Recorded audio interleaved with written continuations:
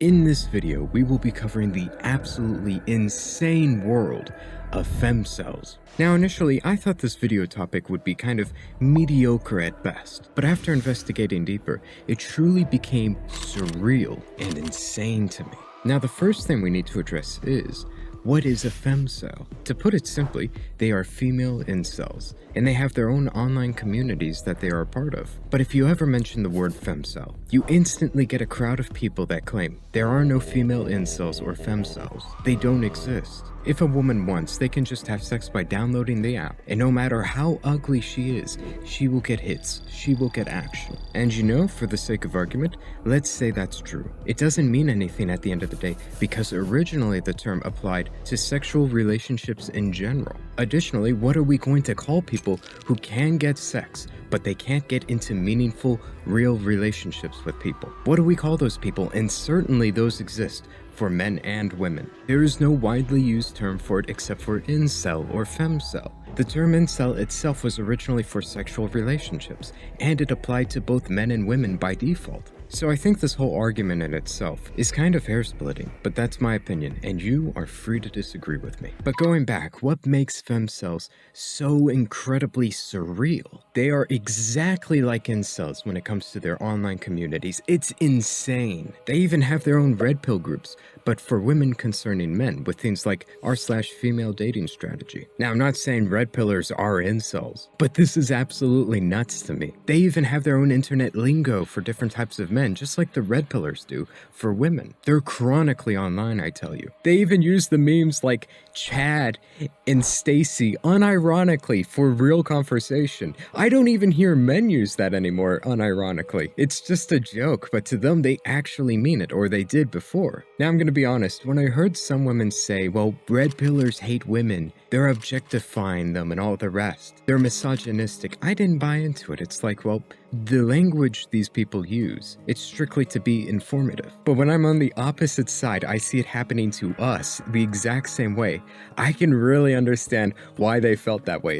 It's actually hilarious to me now. Going through all of this stuff is like an episode of Rick and Morty where Rick goes up and he says, "Come on, Morty, we're going to go to the woman dimension, where all the women and red pillars, they've swapped places, Morty. It's totally backwards. They even use the autistic language to communicate to each other, how they plan to get men. Come on, Morty, come on, let's go."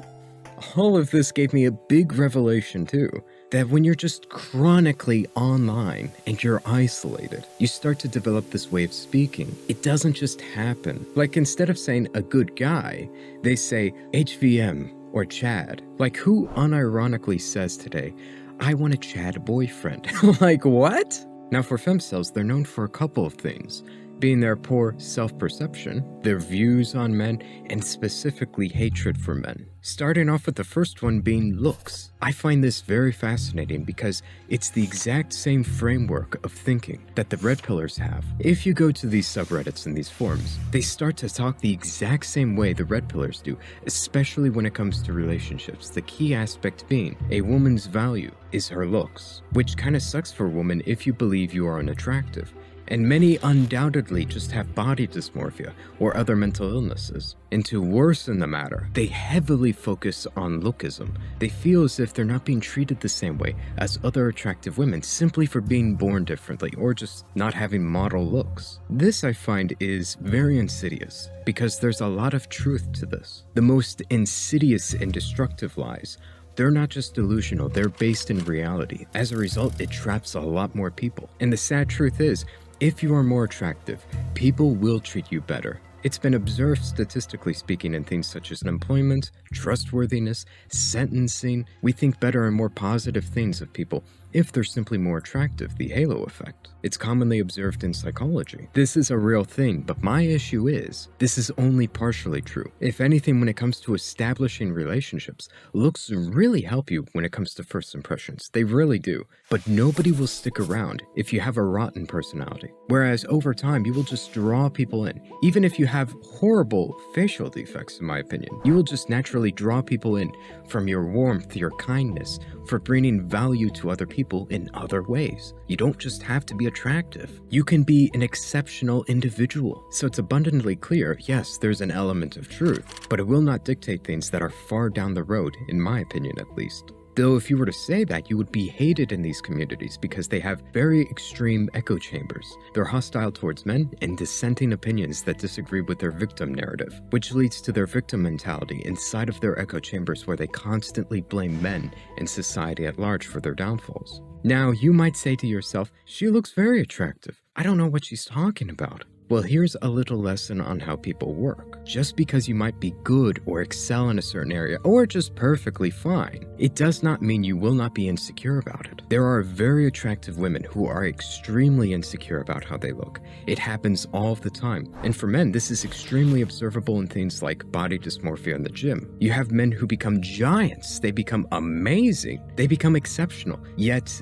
when they open up, they're extremely insecure about these things. And it's very sad. There are plenty of beautiful women out there who are extremely insecure about these things, and that's the case for a lot of femcels. I would say these individuals, to say the least, are mentally ill. I say that politely and just to inform.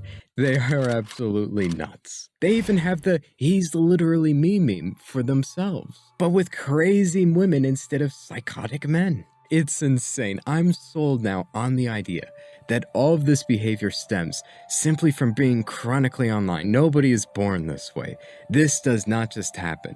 They are isolated and they are chronically online. And when you see all these things come together for an extremely ugly combination, being these femcels, they don't have friends, they're chronically online, and these online communities, they comfort them, they can relate to them, but they also have their echo chambers to breed their hatred for men, it all makes sense afterward. Now, I won't say that all femcels, they hate men or they blame men. They don't have a universal mentality towards men. But many do have this hatred towards men, and it is a common characteristic of femcels. Either they self-pity, they blame men, or they do both. Especially when they believe that it is these same men who pick the beautiful, perfect women, and only the LMV or low-value men would date them. That breeds a lot of bitterness in people, and some flat out say that it's not their looks that are keeping them back, but their hatred and bitterness towards men, possibly from being hurt in a past relationship. Now, to me, this hints at the idea that they probably only had one guy friend, that being their boyfriend,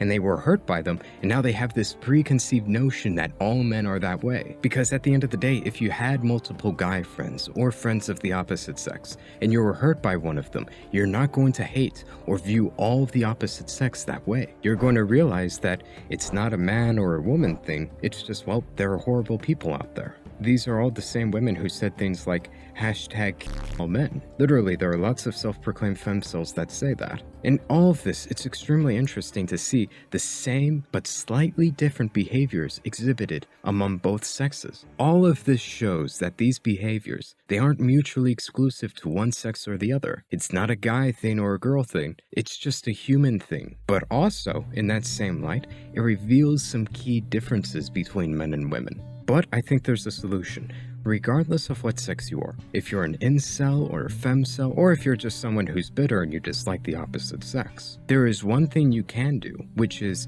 you just go outside, get off the computer. Seriously, all these people who are incels or call themselves these things, they are chronically online. It keeps you in that echo chamber and it isolates you from other people. And if you go out into the real world, you get into groups and you meet people, men and women, who cannot attract the opposite sex. They're struggling. They are still happy and great people to be around. They aren't stuck chronically online. They aren't in those echo chambers. They have friends. Not being attractive to the opposite sex does not cause this behavior. It is specifically an online thing. If you weren't on the computer engaging with these people, engaging with this information, being stuck in these echo chambers, you would not be this way. And in general, the more people you go out and meet, the higher likelihood of you finding someone of the opposite sex that would enjoy your company. Secondly, if you're worried about your looks, you're really insecure about that. You walk in front of the mirror and you're unhappy with what you see. Just know that very few people actually view you that way.